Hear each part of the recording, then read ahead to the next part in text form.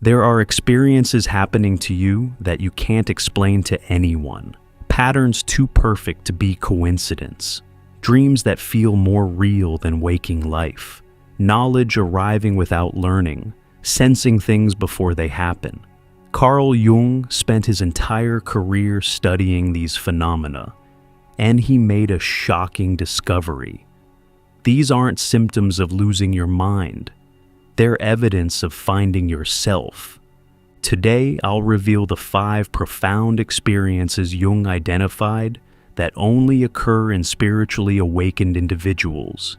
Experiences so specific, so undeniable, that once you recognize them, you'll understand exactly where you are in your awakening journey. And if you're having these experiences, you'll finally understand why you feel so alone.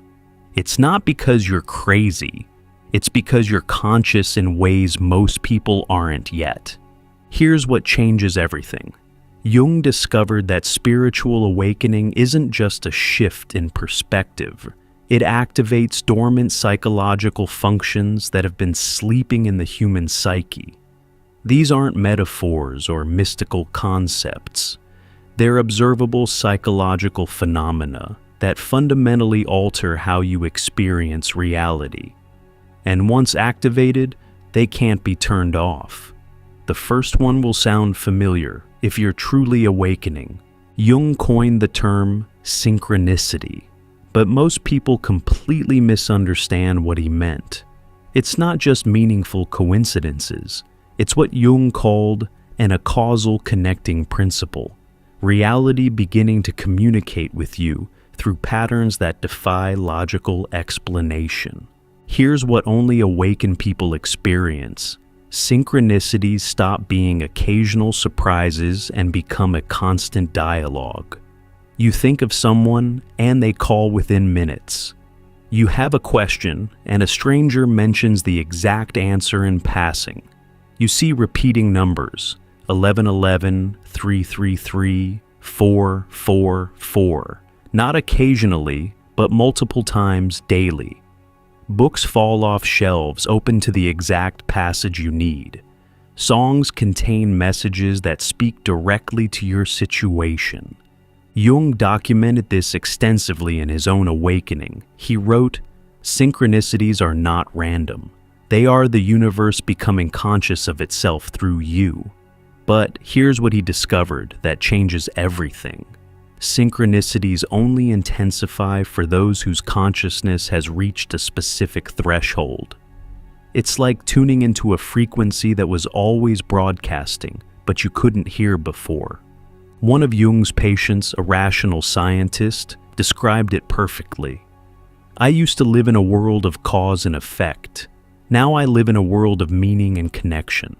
Every day feels like reality is having a conversation with me through seemingly random events that are anything but random. A billboard answers my morning question. A bird appears at the exact moment I need confirmation. My dead grandmother's favorite song plays when I'm making the decision she would have guided me through."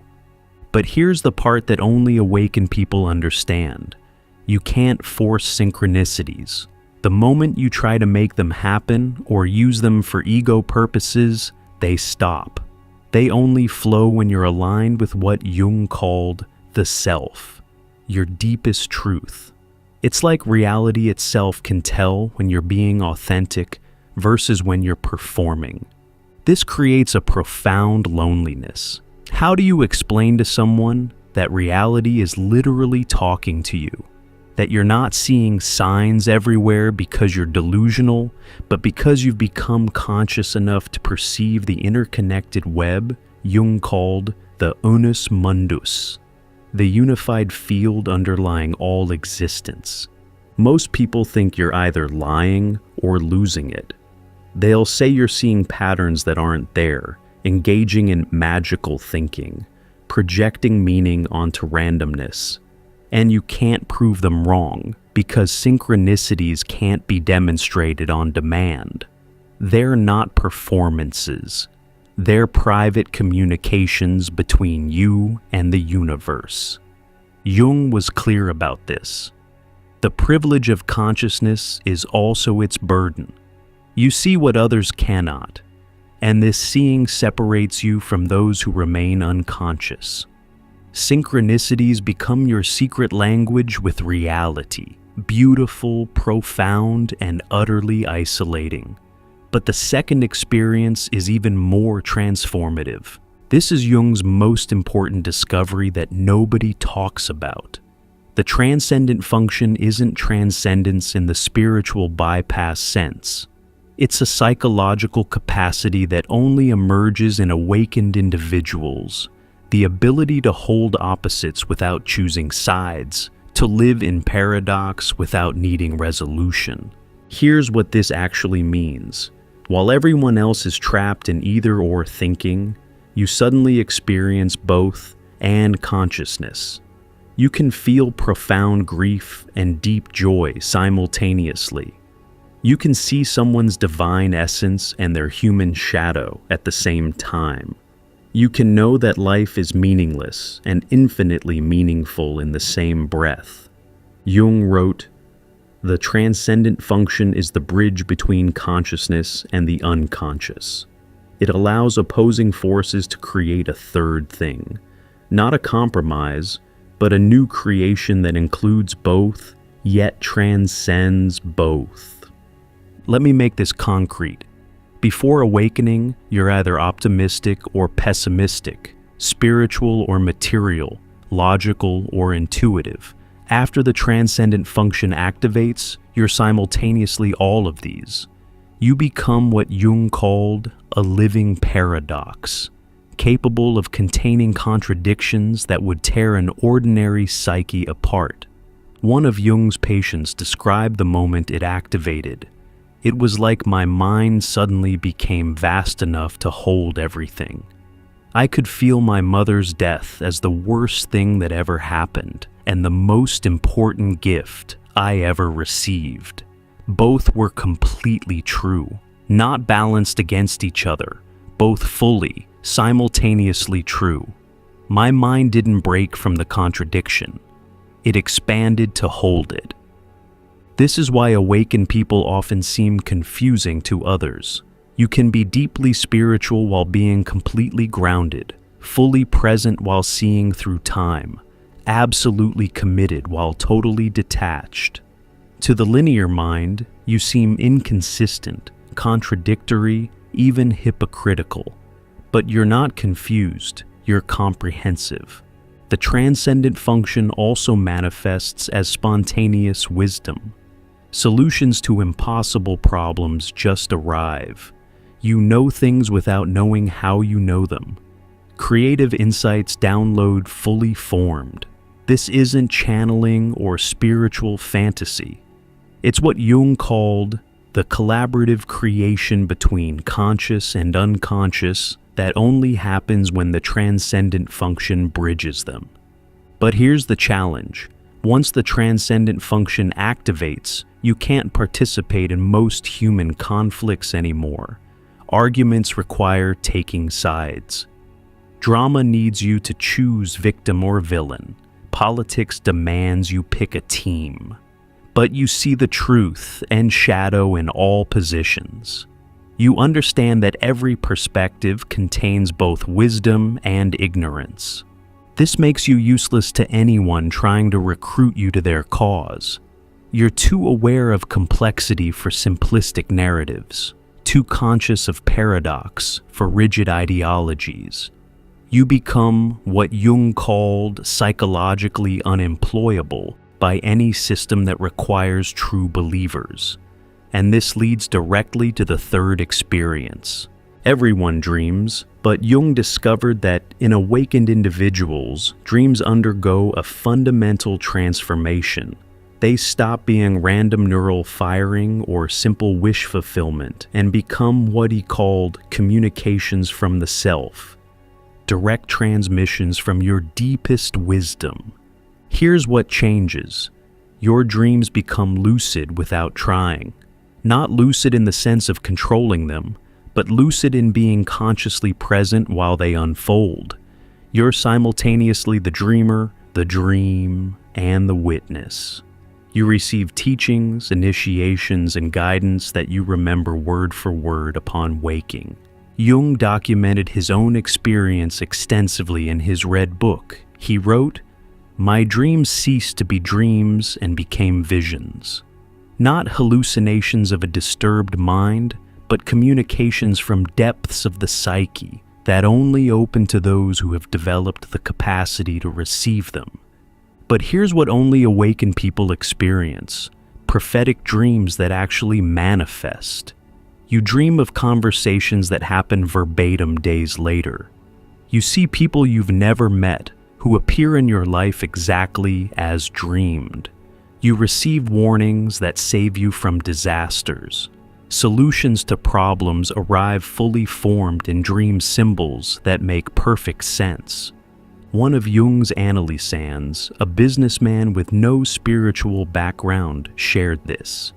"I started having dreams that came true, not symbolically, literally. I dreamed my brother calling about our father's heart attack 3 days before it happened. I dreamed the exact conversation with my boss about a promotion, down to his tie color, a week before it occurred. I can't tell anyone because they'd think I'm delusional. But I'm not predicting the future. I'm remembering it from my dreams." Even more profound are what Jung called big dreams. Dreams so powerful they change your entire life trajectory. These aren't ordinary dreams you analyze for meaning. They're initiatory experiences that transform you at the cellular level. You wake up fundamentally different. You've been somewhere, met something, undergone an ordeal that was more real than physical reality. Jung identified specific markers of awakened dreaming, encounters with luminous beings who teach through presence rather than words, journeys through landscapes that exist nowhere on Earth yet feel like home, symbols that carry such profound meaning that seeing them changes how you understand existence. Deaths and rebirths so vivid you wake up feeling you've actually died and returned. But here's the isolating part. These dreams are incommunicable. You can describe them, but you can't transmit their essence. It's like trying to explain color to someone who's never seen. The dreams carry a quality of the sacred, the numinous, what Jung called the holy. And this quality can't be conveyed through words. You might try sharing them, but you see the blank looks, the polite nods, the subtle disconnection. People either think you're making it up or reading too much into normal dreams. They can't grasp that you're not interpreting symbols. You're receiving direct transmission. The dreams aren't metaphors for your life. They're more real than your life. This creates a profound split. Your dream life becomes more meaningful than your waking life. You start looking forward to sleep not for rest, but for reunion with depths of reality unavailable to waking consciousness. You realize what Jung meant when he said, "Who looks outside dreams, who looks inside awakes." But the awakening happens through a kind of dreaming that only the awakened can access. Before we explore the final two experiences that only the awakened encounter, subscribe and hit the notification bell. Share in the comments which of these experiences has been most intense for you. Your validation might help someone else trust their own awakening. Now, these last two experiences are the most profound and the most difficult to integrate. If you're experiencing these phenomena, reality speaking through synchronicities, holding paradox without breaking, dreams more real than waking, you're not imagining things, you're perceiving things. There's a massive difference, and Jung spent his life documenting it. This is Jung's most radical insight that modern spirituality completely misunderstands. Awakening doesn't destroy the ego. It destroys the ego's monopoly on consciousness. What Jung called the ego-self axis, the relationship between your everyday personality and your deepest essence, undergoes complete reorganization. Here's what actually happens. You start experiencing yourself as multiple centers of consciousness simultaneously. There's the you going to work, paying bills, having conversations. But there's also what Jung called the self, a vast impersonal awareness watching your life unfold like a movie. And you're both, at the same time, fully. Jung wrote, "The experience of the self is always a defeat for the ego." But he didn't mean the ego disappears. He meant it discovers it's not the CEO, it's middle management. And this demotion is simultaneously the most humiliating and liberating experience possible. Let me be specific about what only awakened people experience here. You'll be in a conversation, fully engaged, while simultaneously observing yourself from outside. Not dissociation. Full presence from multiple perspectives. You watch yourself getting triggered and choose whether to act on it. You see your patterns playing out in real time and can step out of them mid-sentence. One of Jung's patients described it brilliantly. "I'm living a split-screen existence. On one screen, I'm a person with a history, personality, preferences. On the other, I'm infinite awareness having a temporary human experience. Neither is more real than the other. I'm not choosing between them. I'm living as both simultaneously. It's maddening and miraculous." This creates experiences that sound insane to anyone who hasn't undergone this restructuring. You feel ancient beyond measure and brand new in each moment. You know yourself as both the drop and the ocean, literally, experientially, not as a metaphor. You experience what Jung called the relativization of the ego. Your personal self becomes just one of many possible configurations of consciousness you can inhabit. But here's what makes this so challenging. The ego doesn't go quietly. It fights back with what Jung called inflation, moments where it tries to claim the self's experiences as its own achievements. I'm awakened.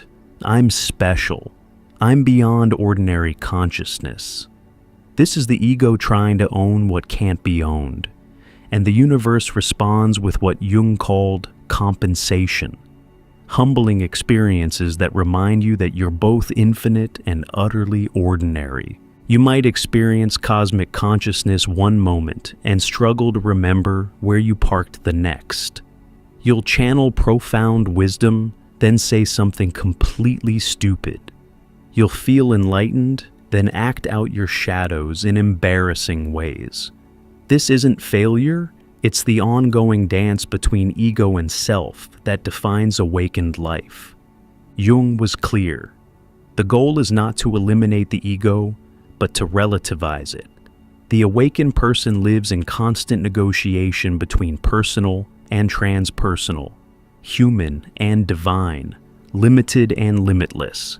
You become comfortable being both a somebody and a nobody, someone special and completely insignificant. This is why awakened people often seem contradictory, deeply confident yet genuinely humble, powerful yet surrendered, knowing yet innocent. They're not pretending or confused.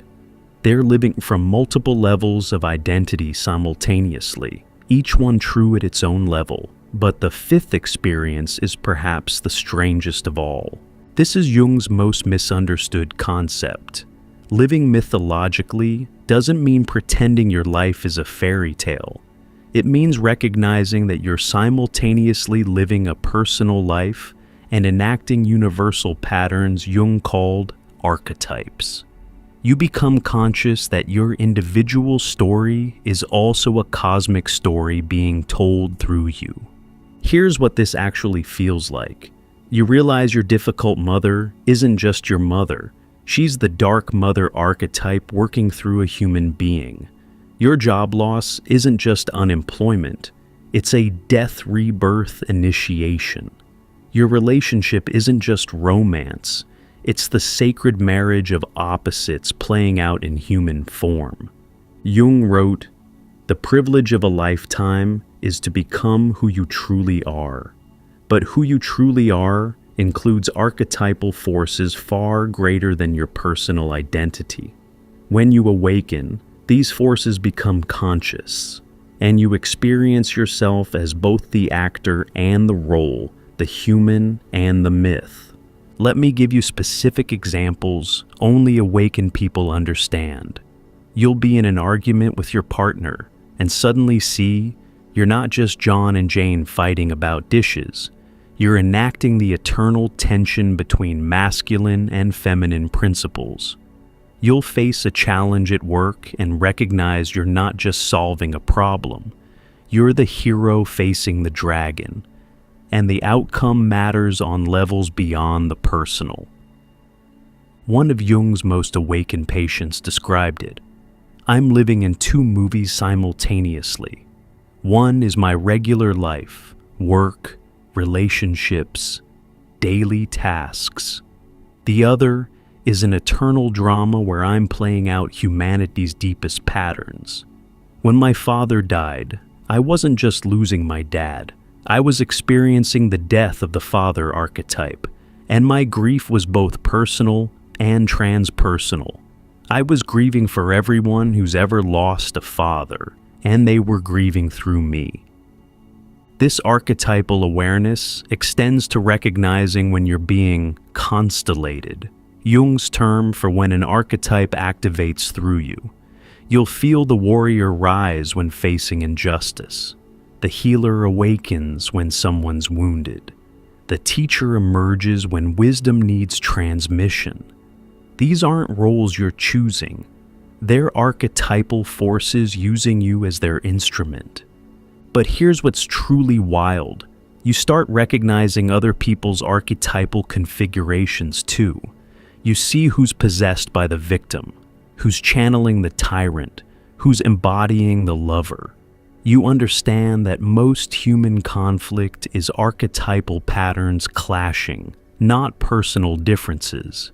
This gives you tremendous compassion. People aren't choosing to be difficult. They're unconsciously acting out archetypal scripts. Jung discovered that truly awakened individuals eventually experience what he called archetypal dreams, direct encounters with these primordial forces. You don't dream about a wise old man. You meet the wise old man. You don't dream about your mother. You encounter the Great Mother. These beings are more real than dream figures. They're living psychological forces that exist independently of your personal psyche. The mythological life also means recognizing what Jung called your personal myth, the unique story your soul is here to live. This isn't your ego's ambition or society's expectation.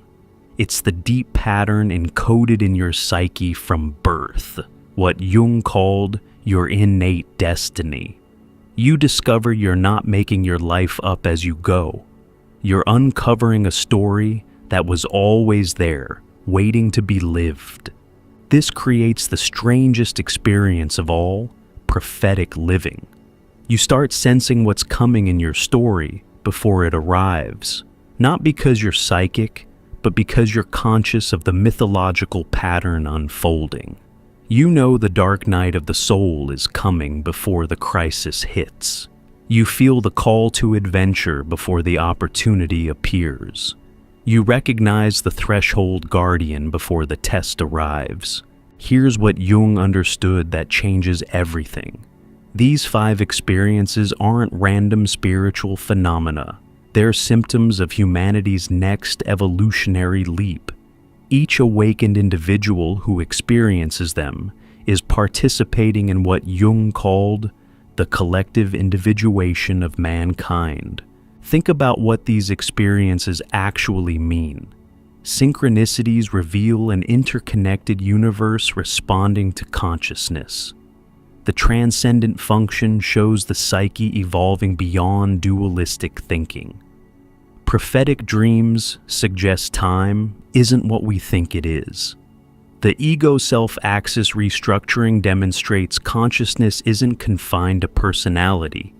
Living mythologically reveals that individual lives are expressions of universal patterns. Jung saw these not as mystical experiences, but as psychological capacities that have been dormant in humanity, waiting for the right conditions to activate. And those conditions? They're the very chaos, meaninglessness, and suffering of modern life. The crisis isn't a mistake, it's the catalyst. He wrote, "The spiritual problem of modern man forces him to experience these things, not because he seeks them, but because consciousness itself is evolving, and these are the symptoms of its evolution. This is why you can't go back once these experiences begin.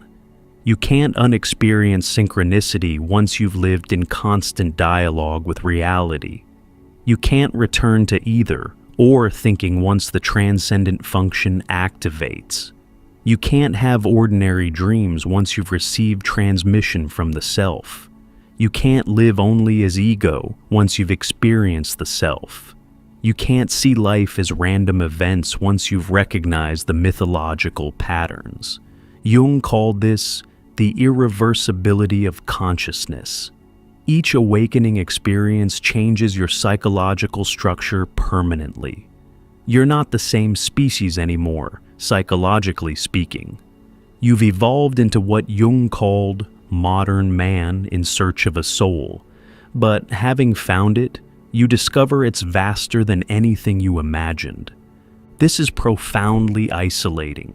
You're living in a different reality than most people around you. Not a better reality, a more comprehensive one. You see what they see, but you also see what they don't. You experience what they experience, plus dimensions they can't access. You're like someone with color vision in a world where most people see in black and white. You can't prove colors exist to those who can't see them. But here's Jung's most important insight. These experiences aren't meant to separate you from humanity, but to serve it. Each person who develops these capacities becomes what he called a beacon of consciousness for the collective. Not through teaching or preaching, but through living. Your very existence as someone experiencing these realities makes them more possible for others. Jung believed we're in a race between consciousness and catastrophe. Either enough individuals awaken to these experiences to shift the collective, or humanity remains trapped in unconscious patterns that lead to destruction. Each person who develops synchronistic awareness, transcendent function, prophetic dreaming, ego-self-axis, and mythological living adds to what Jung called the sum total of consciousness available to humanity. You're not having these experiences for yourself alone. You're having them for everyone who can't yet. You're pioneering psychological territories that will one day be common ground. What feels like isolation is actually profound service. What seems like personal awakening is collective evolution happening through you. If you're experiencing these 5 phenomena, if reality speaks to you through synchronicities, if you hold paradox without breaking, if your dreams are transmissions, if you live as both ego and self, if you recognize the myths living through you, you're not alone. You're part of what Jung saw as humanity's most important transformation. Subscribe to this channel and hit the notification bell to join thousands who understand these experiences. Share in the comments which of these 5 you're experiencing most intensely right now. Your courage in naming these realities helps others trust their own psychological evolution. Remember Jung's words. The meeting with oneself is, at first, the meeting with one's own shadow. But beyond the shadow lies experiences that redefine what it means to be human. Trust what you're experiencing. It's not madness, it's metamorphosis. To go deeper into Jung's map of awakening consciousness, click the video on your screen now.